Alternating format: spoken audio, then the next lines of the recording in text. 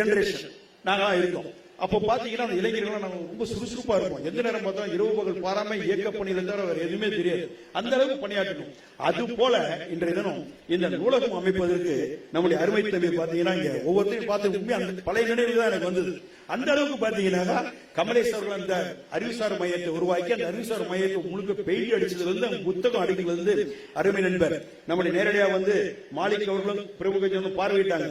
அதே மாதிரி அருமை நண்பர் நம்முடைய சுரேஷ்குமார் அவர்களும் நம்முடைய இளைஞரணி அமைப்பாளர்கள் அங்க இருக்கக்கூடிய இளைஞரணி அமைப்பாளர்கள் நம்முடைய செந்தாமரை, அதே போன்ற கருணாநிதி, அக்னி ரமேஷ், பிரியகுமார், சதீஷ்குமார் எல்லாம் இரவு பகல் பாராமல் ட்ரெயின் பத்திக்கிடுச்சு மணவாள் நகர்ல விடிகால 6 மணிக்கு 5:30 மணிக்கு நான் கிராஸ் ஆகி போறேன். தகவல் கிடைச்ச உடனே அந்த நேரம் கூட பாத்தீங்கன்னா புத்தகத்தை அடுக்கிக் கொண்டிருந்தார்கள் இளைஞரணி தோழர்கள். பார்த்து எனக்கு அந்த பழைய நினைவு தான் ஞாபகம் வந்தது.